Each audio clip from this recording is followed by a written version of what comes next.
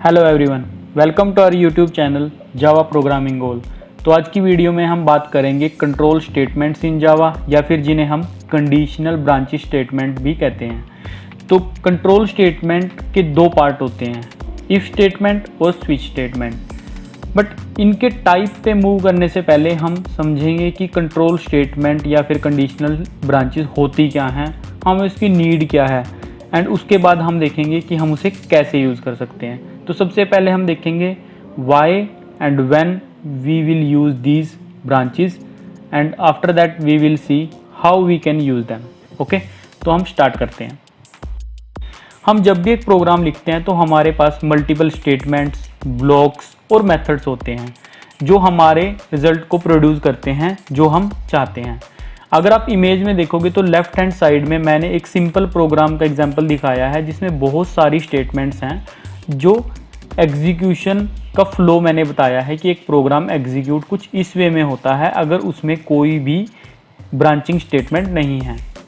But कई बार हमें ऐसा होता है कि हमें नीड पड़ती है कुछ कोड को एग्जीक्यूट करने की किसी कंडीशन बेस पे, तब हमें ज़रूरत पड़ती है ब्रांचिंग स्टेटमेंट की। सपोज करो आप एक प्रोग्राम बना रहे हो जिसमें आप वोटिंग का काउंट रख रहे हो, तो जब भी एक पर्सन वोट करेगा तो उसकी एज हमेशा 18 से अबव होनी चाहिए, तभी वो वोट के लिए एलिजिबल है। तो यहाँ पे ये एक आपके लिए कंडीशन है। तो आप उस टाइम यहाँ पे कंडीशनल स्टेटमेंट्स का यूज़ करोगे कि अगर वो पर्सन की एज इससे ज़्यादा है तब मैं इस कोड को एग्जीक्यूट करूँगा, वरना मैं इस कोड को एग्जीक्यूट नहीं करूँगा। या फिर आप चाहते हो कि अगर वो पर्सन 80 से नीचे है तो आप उसकी वोट को डिस्कार्ड कर दोगे, तब आप कंडीशनल स्टेटमेंट्स का यूज़ करोगे। ये बिल्कुल एक सिंपल एग्जांपल था। आगे आने वाली वीडियो में हम और भी एग्जांपल्स देखेंगे कि हम उसे कैसे यूज़ करेंगे। तो हम स्टार्ट करेंगे सबसे बेसिक स्टेटमेंट से, इफ़ स्टेटमेंट। इफ़ स्टेटमेंट का सबसे पहले हम सिंटैक्स देख लेते हैं। तो इफ़ स्टेटमेंट का सिंटैक्स कहता है कि सबसे पहले हमें कीवर्ड यूज़ करना है इफ़, देन एक एक्सप्रेशन जो हमेशा बूलियन वैल्यू को रिटर्न करनी चाहिए, देन बॉडी या फिर स्टेटमेंट्स जो हम उस कंडीशन के ट्रू होने पे एग्जीक्यूट कराना चाहते हैं। जैसे यहाँ पे मैंने एक एग्जांपल क्रिएट किए हैं कुछ। मैंने यहाँ पे लिखा है इफ़ फॉल्स एंड फिर कुछ वो स्टेटमेंट्स जो मैं एग्जीक्यूट कराना चाहता हूँ। मैंने यहाँ पे अगला एग्जाम्पल में इफ़ के अंदर बूलियन वैल्यू ली है ट्रू, और जो इसके एग्जीक्यूट होने पे ये प्रिंट करेगी। फिर मैंने इसमें लिखा है 0 इक्वल टू 0 जो कि हमें ट्रू रिटर्न करेगा, तो ये हमें इस स्टेटमेंट को प्रिंट करके देगा। आप इन सब का रिजल्ट यहाँ पे देख सकते हो वीडियो में। यहाँ पे मेरे पास ये वैल्यू प्रिंट हुई है क्योंकि इफ़ के अंदर फॉल्स है तो वो कभी भी रन नहीं होगी। इफ़ हमेशा ट्रू के केस में रन होती है, तो हमारे पास ये स्टेटमेंट पहले प्रिंट हुई। फिर 0 इक्वल टू 0 है तो इसलिए हमारे पास ये स्टेटमेंट भी प्रिंट हुई। अब जो मैंने सिंपल एग्जांपल दिया था कि अगर आप वोटिंग के लिए एलिजिबल क्राइटेरिया यूज़ करना चाहते हो, तो यहाँ पे एज मैंने 20 रखी है। अब आप उसको कंपेयर कराना चाहते हो कि अगर पर्सन की एज 18 से अबव होगी तभी वो वोटिंग के लिए एलिजिबल है, तो उसकी एज 20 है तो वो एलिजिबल है। इस स्टेटमेंट ने उसको रिटर्न किया ट्रू, और इसलिए ये वाली स्टेटमेंट हमारी प्रिंट हुई यहाँ पे। अगर आपको ये ऑपरेटर्स समझने हैं कि greater than, equal to, less than equal to कैसे काम करते हैं, तो मैं आई बटन में इसका लिंक दे दिया है, आप वो वीडियो जाके देख सकते हो पहले। उससे आगे मैंने इस वेरिएबल को कंपेयर कराया है 8 से। ए की वैल्यू है 5 तो ये लेस देन 8 है, तो इसलिए यहाँ पे मेरी फोर्थ स्टेटमेंट प्रिंट हुई है। सिमिलरली मेरे पास इफ़ स्टेटमेंट मैंने दोबारा लगाई है जिसमें मैंने लिखा है ए इज़ लेस देन 5 जो कि ट्रू नहीं है क्योंकि वो उसकी वैल्यू 5 है, वो उससे लेस नहीं है, तो ये वाली स्टेटमेंट मेरी यहाँ पे प्रिंट नहीं हुई।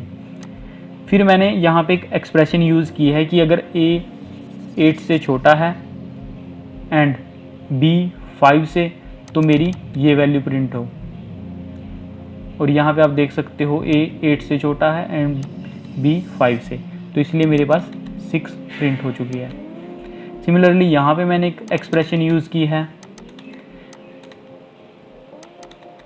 उसके बाद इस स्टेटमेंट को मैंने डायरेक्ट प्रिंट कराया है क्योंकि जब भी कंपाइलर रन होगा वो पहले इस स्टेटमेंट को इवेल्युएट करेगा, अगर वो ट्रू हुई तो उसकी इनर स्टेटमेंट को प्रिंट करेगा, देन कंट्रोल उसका बाहर आएगा और फिर जो बाहर की स्टेटमेंट है उसे प्रिंट करेगा।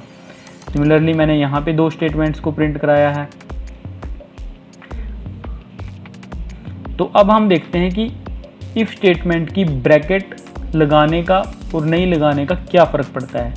यहाँ पे मैंने इफ स्टेटमेंट में ब्रैकेट प्लेस करके 2 स्टेटमेंट्स को लिखा है, तो वो दोनों मेरे पास यहाँ पे आ गई हैं।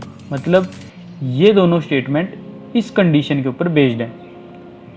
सिमिलरली मैंने यहाँ पे 2 स्टेटमेंट्स को लिखा, बट जो ये वाली स्टेटमेंट है ये इस कंडीशन के ऊपर बेस्ड है, बट नीचे वाली स्टेटमेंट उस इफ़ के आउटसाइड मानी जाएगी क्योंकि हमने यहाँ पे ब्रैकेट्स प्लेस नहीं किए। तो ब्रैकेट अगर हम प्लेस नहीं करते तो कंपाइलर ओनली 1 स्टेटमेंट को इफ़ कंडीशन के अंडर कंसीडर करता है, उसके आगे वाली जितनी भी स्टेटमेंट हैं उनको वो आउटसाइड ही कंसीडर करता है। तो आपको ये बात हमेशा याद रखनी है कि आपको कब ब्रैकेट यूज़ करनी है और कब नहीं करनी है। ये प्रैक्टिकल एग्जाम्पल आप हमारी वेबसाइट पे भी ट्राई कर सकते हैं जिसका नाम है javagoal.com। मैं वीडियो की डिस्क्रिप्शन में इसका लिंक डाल दूंगा। तो यहाँ पे आप इसका सिंटैक्स भी देख सकते हैं और यहाँ पे मैंने इसके बारे में लिखा भी है कि कैसे एग्जीक्यूट होता है। तो एक बार हम इसका फ्लो चार्ट देख लेते हैं। तो जब भी हमारे पास एक प्रोग्राम होता है और हम उसमें कंडीशन प्लेस करते हैं तो वो कुछ इस तरह काम करता है। अगर कंडीशन ट्रू है तो जो कोड इनसाइड है उस स्टेटमेंट के तो वो एग्जीक्यूट होगा, अगर वो फॉल्स है तो वो स्टेटमेंट स्किप होके कोड नेक्स्ट स्टेटमेंट पे चला जाएगा। जैसे कि यहाँ पे हमने मल्टीपल एग्जांपल्स यूज़ किए हैं एंड जो एग्जांपल मैं वीडियो में यूज़ कर रहा हूँ वो भी मैं यहाँ पे अपलोड कर दूँगा, तो आप इसको यहाँ से भी रीड कर सकते हैं। नेक्स्ट टॉपिक है nested if statement. Nested if statement का मतलब है एक इफ स्टेटमेंट के अंदर अनदर इफ स्टेटमेंट। इसकी हमें नीड उस टाइम पड़ती है जब हमें एक कंडीशन के बाद दूसरी कंडीशन को भी चेक करना होता है। जैसे मैं सिंपल एग्जांपल लूँ, अगर किसी को वोटिंग करनी है तो सबसे पहले हम उसकी एज देखते हैं एंड फिर हम उसे कहते हैं कि आपके पास वोटर कार्ड भी होना चाहिए। तो वही एग्जांपल मैंने यहाँ पे पिक किया है। मैंने यहाँ पे लिखा है एज हमारी 18 से अबव होनी चाहिए, देन आपके पास वोटर कार्ड होना चाहिए, फिर आप इसके लिए एलिजिबल हो। तो अगर मैं इस प्रोग्राम को रन करूं तो मेरे पास ये स्टेटमेंट प्रिंट होगी, यस यू आर एलिजिबल। अब नेस्टेड इफ में एक सबसे पहले JVM इसको इवेल्युएट करता है, अगर ये ट्रू होती है फिर इसको इवेल्युएट करता है एंड देन स्टेटमेंट को एग्जीक्यूट करता है। बट अगर ये वाली स्टेटमेंट हमारी फॉल्स हो जाए तो वो इस पे कभी भी नहीं आता और वो कंट्रोल को सीधा नेक्स्ट स्टेटमेंट पे ले जाता है। तो हम इसमें थोड़ी सी और एडिशन करते हैं। हम यहाँ पे एक स्टेटमेंट को कॉपी करते हैं और प्रिंट करते हैं, तो देखते हैं उसका रिजल्ट क्या आता है। अगर मैं इस स्टेटमेंट को यहाँ पे लिख के प्रिंट करूँ तो इसका रिजल्ट आएगा यू आर एलिजिबल हेलो, क्योंकि सबसे पहले वो इवेल्युएट करेगा इसे फिर इसे, और वो स्टेटमेंट इफ स्टेटमेंट के बाहर है तो ये वाली स्टेटमेंट हमेशा प्रिंट होगी। अगर मैं इस वेरिएबल की वैल्यू को फॉल्स भी कर दूं तब भी मेरा हेलो प्रिंट होगा, क्योंकि JVM सबसे पहले इसे इवेल्युएट करेगा फिर वो इसे इवेल्युएट करेगा, तो ये आएगी वैल्यू फॉल्स, तो वो डायरेक्ट जंप करेगा नेक्स्ट स्टेटमेंट पे। तो इसीलिए यहाँ पे मेरा हेलो प्रिंट हो रहा है। तो अब हम इसके कुछ और एग्जांपल्स देख लेते हैं जो हमें थोड़ी और क्लैरिटी प्रोवाइड करेंगे। जैसे यहाँ पे मेरा है A की वैल्यू 5, B की वैल्यू 4, तो A लेस देन 8 है, यस, देन हमारी ये स्टेटमेंट प्रिंट होगी जो कि आप यहाँ पे स्क्रीन पे देख सकते हो। क्या B लेस देन है 5 से, यस, ये भी ट्रू है, तो हमारी ये स्टेटमेंट प्रिंट होगी। अब ये स्टेटमेंट नेस्टेड इफ से आउटसाइड हैं, मतलब ये इसके बाहर हैं, तो अगर हमारी ये वाली इवेल्युएट सही होती है और इसकी वैल्यू ट्रू आती है तो ये स्टेटमेंट हमेशा प्रिंट होंगी। इससे नेक्स्ट एग्जांपल है, हम मल्टीपल इफ स्टेटमेंट भी इफ के अंदर यूज़ कर सकते हैं। जैसे हमने यहाँ पे की है A लेस देन 6 है तो हमारी ये प्रिंट करे, B लेस देन 8 है तो हमारी ये प्रिंट करे। और उसके अंदर भी हमने एक और इफ़ क्रिएट की हुई है डायरेक्ट ट्रू लेके, तो हमारी ये प्रिंट होगी। तो वो सारी स्टेटमेंट्स हमारी यहाँ प्रिंट हो रखी हैं। तो वेबसाइट में आप सिंटैक्स की हेल्प से इसको समझ सकते हैं, जहाँ पे हमने इसको रिप्रेजेंट किया है कि अगर इफ़ कंडीशन है ये आउटर इफ़ कंडीशन कहेंगे और ये इनर इफ़ कंडीशन कहेंगे। अगर ये इवैल्यूएट ट्रू होगी तभी ये डायरेक्टली जंप करेगी इनर पे, और फिर ये इवैल्यूएट होएगी और इसके बेस पे ये कंडीशंस को एग्जीक्यूट करेगा। सेम इसका एक फ्लो चार्ट हम देख लेते हैं। तो यहाँ पे आप देख सकते हो, सबसे पहले आउटर इफ है, अगर वो ट्रू आती है तब हम उसकी स्टेटमेंट को एग्जीक्यूट करेंगे। देन हम इनर कंडीशन को चेक करेंगे, अगर वो ट्रू आती है तो वो एग्जीक्यूट होंगी। बट अगर आउटर ही फॉल्स है तो वो डायरेक्टली यहाँ से जंप करेगा बाहर, तो इनर भी एग्जीक्यूट नहीं होगी। अगर आउटर ट्रू है बट इनर ट्रू नहीं हुई तो वो यहाँ से आके डायरेक्टली उसको स्किप करेगा और नेक्स्ट पे जाएगी। तो आप फ्लो चार्ट से थोड़ा अच्छा आइडिया लगा सकते हैं कि इसकी एग्जीक्यूशन कैसे चलेगी। नेक्स्ट टॉपिक है इफ़ एल्स स्टेटमेंट। हम इफ़ स्टेटमेंट को देख चुके हैं कि वो पॉजिटिव डायरेक्शन में ही काम करती है, कि जैसे हमने लिखा था कि इफ़ ये कंडीशन है तो हमारी स्टेटमेंट एग्जीक्यूट हो जाए, मतलब अगर वो हुई तो वो एग्जीक्यूट हो जाएगी वरना वो स्किप हो जाएगी। बट कई बार हमें ज़रूरत पड़ती है कि हम उस कंडीशन के फॉल्स होने पे भी अपनी स्टेटमेंट को एग्जीक्यूट करें। जैसे कि मैं चाहता हूँ कि अगर यूज़र वोटिंग के लिए एलिजिबल नहीं है तो हम उसे एक मैसेज शो करें या उसे हम बताएं कि आप एलिजिबल नहीं हो। तो इस कंडीशन में हमारा काम करता है इफ़ एल्स स्टेटमेंट।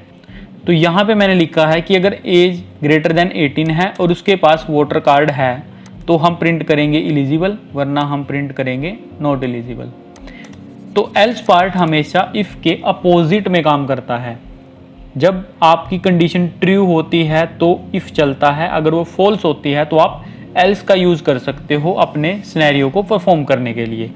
तो जैसे यहाँ पे ये प्रिंट हुआ यू आर नॉट एलिजिबल। तो सेम एग्जांपल मैंने कुछ आगे भी लिए हैं, जैसे a की वैल्यू 10 है, b की 5 है। तो यहाँ पे मैंने लिखा है कि क्या a की वैल्यू ग्रेटर देन है 15 से, जो कि नहीं है। तो वो डायरेक्ट एल्स ब्लॉक में जंप करेगा और वहाँ पे ये दो स्टेटमेंट्स को एग्जीक्यूट करेगा। हम इफ़ स्टेटमेंट या एल्स पार्ट के अंदर भी इफ़ को यूज़ कर सकते हैं अगर हमें फर्दर किसी कंडीशन को चेक कराना है। जैसे यहाँ पे हमने कहा था कि क्या a 15 से बड़ा है, उसने इवेल्युएट किया फॉल्स, तो हम आए एल्स में। अब एल्स में हमने कुछ प्रिंट कराया, देन तो हमने यहाँ पे इसको दोबारा चेक कराया कि क्या a 15 के इक्वल है, जो कि वो नहीं है, तो इसलिए ये वाली स्टेटमेंट प्रिंट नहीं होगी। जैसे कि ये यहाँ तक रुक गई है। अब हम b को सिमिलरली ऐसे ही चेक करा रहे हैं कि क्या b ग्रेटर देन है 1 से, अगर है तो वो ये प्रिंट करेगा।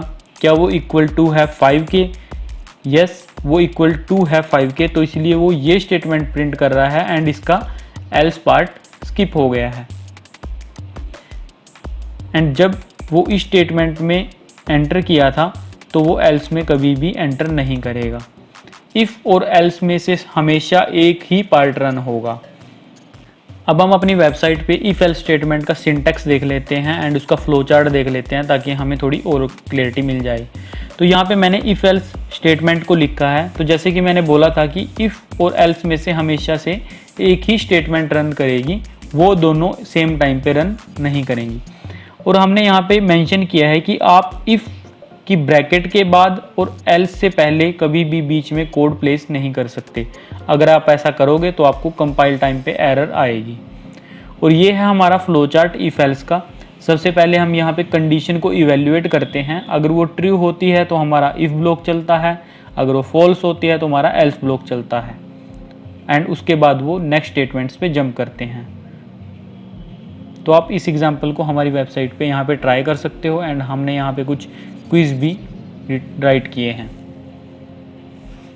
नेक्स्ट है हमारे पास इफ़ एल्स इफ़ या फिर लैडर इफ स्टेटमेंट। इस स्टेटमेंट में हम एल्स के साथ इफ़ कंडीशन को भी अपेंड कर सकते हैं अगर हम उसे कंडीशन को चेक कराना चाहते हैं। सपोज करो सबसे पहले मैं कहता हूँ कि मेरी कंडीशन अगर ये ट्रू हुई तो मेरा ये ब्लॉक एग्जीक्यूट करना, बट अगर वो ट्रू नहीं होती है तो वो डायरेक्ट एल्स में आता है।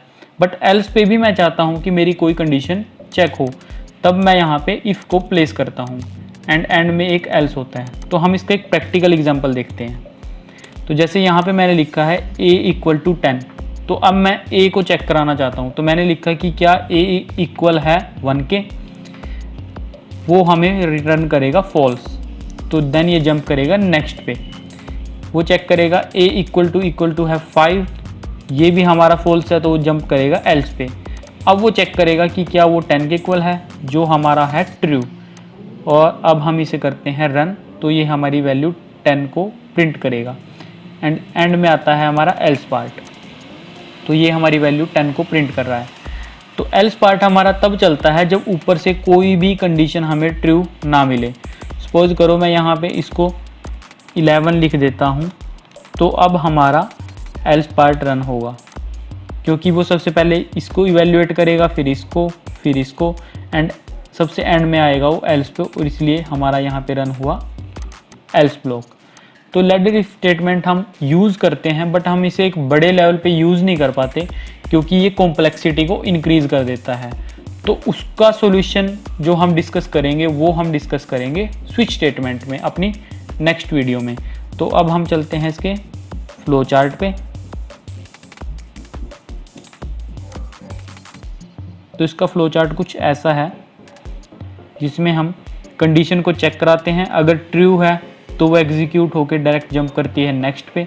अगर वो फॉल्स है देन अगेन नेक्स्ट कंडीशन को चेक करो, अगर वो ट्रू निकली then again jump and so on.